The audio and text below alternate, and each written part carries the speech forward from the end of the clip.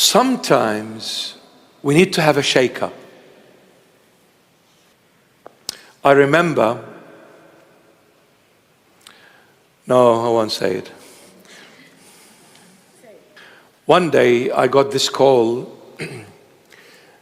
They wanted to see me because there was this young man, who was in trouble because of something he did. And he was caught by the police in action.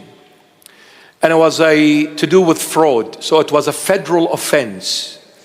The barrister came to see me, because at the time of the offense he was an underage. So he said, Bishop, if you can come and just be in court, just show yourself in court. And yes, I know I'm good looking, so it's, So he said, if you can just come and just show yourself in court, I believe this will go a long way. And at least we send a message that this young boy is not on his own. He's got family, he's got the church also with him. And it's true, absolutely true. So anyway, when he came to talk about the case, he said, I have already told his parents that your son will be sentenced to serve some time in prison. He will be, 100%. Because he was caught in action and every evidence is against him, and he admitted to that offense. He couldn't lie because everything was on tape, everything. So he admitted to that offense. And I said, what are we looking at here? How many years? He said, if lucky, 10 years, maximum 25. If lucky, 10 years, but not less than 10 years. The boy was there, he was on bail. I looked at him, his eyes went watery, red, he's crying. At the time he was, I think, about 18, 19, something like that. But when he committed the offense, he was 16. So anyway, we went to court, and it was the final day, to cut it short. It was the final day, and I'm sitting in court. I looked at the judge. In my heart, I said, this judge is a very nice judge. He looked an Aussie. From the looks, he was an Aussie. I said, this man has got a heart, and he's a father, and he's got a good heart. I felt that. I said, I pray it's a good day. That was the sentencing date. A few more witnesses, and he was gonna, yep. So anyway, they brought a QC, Queen's Counselor. They brought a QC, and then I didn't know this. It was lunch break. I was there all day. So, but please, I'm saying this not for you to call me to attend court. I don't want to go. So anyway, during the lunch break, we went out. The QC came to me, and out of nowhere, he said, I want to put you in that box. I want to cross-examine you. I want to ask you a few questions. I said, what? The barrister said, all we want is just for you to come. I said, is this going to help the case? He said, I believe it will. I said, okay, do as you wish. He said, thank you, Bishop. I said, thank you. We would go back in after lunch. Your Honor, I'd like to call the bishop. I have a few questions to ask. I have to say, I was a bit nervous. Anyway, I went in there. I sat. The judge is kind of higher level. I'm sitting down there, a little one over there, minding his own business. And he asked me a few questions. And then he finished. I said, thank God. I thought I was going to go back and take my place. And then the judge said, I have a few questions for the bishop. Do you mind? I said, oh no. Lord have mercy. I said, Your Honor, yeah, you go ahead. So he said, so what's your title? A bishop. So shall I call you Your Grace? I said, up to you, Your Honor. What makes you happy?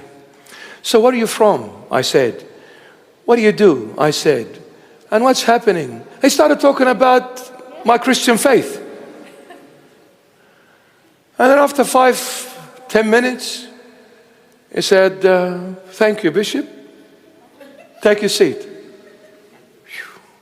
I said, I knew it was a good day. The time came, late afternoon, 4:30. The judge is giving his final sentence. He said to the boy, this is my language, not the court language.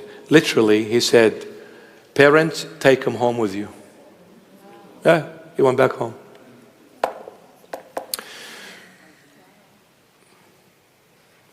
Sometimes we need to have a shake-up.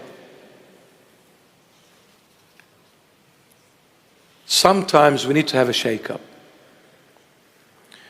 When you do not see your enemy, but your enemy sees you, you are lost. You've lost the war. How are you going to fight an enemy you don't see? But he will easily overcome you because he sees every move you make. So Satan is very powerful when Christ is missing in your life. So for the people of the world, Satan will destroy them.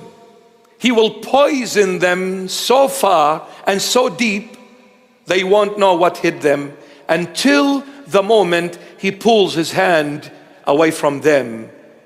They'll realize, oops, too late, I'm dead. This is the world. But what does Satan do to those who have Christ? He can't kill them. He can't control them. He hurts them. So I can't kill you because Christ is protecting you. Because Christ is the one who crushed my head on Calvary, on the cross. So I can't kill you. I can't control you because Christ is. But what I'll do, I'll find where your weaknesses are. And I'll come through your weaknesses to hurt you. And through you, I hurt Christ. Since I can't win with him, he overcame me on Calvary on the cross. So I can't win with him. I'm going to hurt him through his children. So he'll come through our weaknesses. And every single one of us as Christians have certain weakness or weaknesses.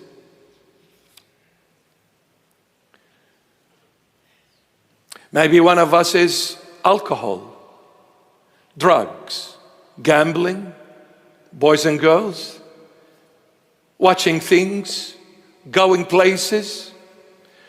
Maybe our weakness is self-pride. I'm too obsessed about myself. I want everyone to look at me. I want everyone to pay attention to me. I want to be the center of attention. But I won't acknowledge it because it feels good when everybody is looking at me and talking about me. Self-centered, stubborn, angry. So many weaknesses. Satan will come through those weaknesses just to hurt us. And why is he hurting us? Because he will be released for a little while. Every time Satan is allowed to surface up by the Lord, he comes and slaps us, twist our ear, hit us a bit, and take us downtown clubbing, baby. Why are you not laughing? Come on. The Lord allows Satan to hurt us at times. Reason being, this is the only way for the Lord to get our attention. He's been calling me nicely for so many years. Come back to me, come back to me, come back to me. Come to the church. Stop going to those dark alleys. Stop going to the wrong places for the wrong reasons with the wrong people. Stop doing this, my child. I have purchased you with my own precious blood. Remember, you belong to me, not to the world, not to Satan, not to this darkness. You belong to the light. You belong to the King of all kings and the Lord of all lords, Jesus Christ of Nazareth. So since you haven't been paying attention to my calling, I've called you nicely for too long. Now I will break you through Satan. Okay, Satan, you are released out of this bondage. Go, but within limitations. I want you to go and shake up this child of mine to wake up to themselves and realize they are not free as they define freedom. They are not. All of a sudden, I got sick. All of a sudden, my business is going downhill. All of a sudden, my closest people are now like enemies.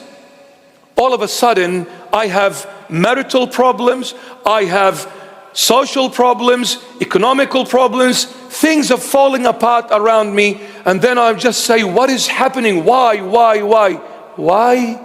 Because you are not paying attention enough to the calling of Christ. So, Satan has been released for a little while to shake you up and to make a man out of you. Come back to Jesus Christ before it's too late. Before it's too late. Before it's too late.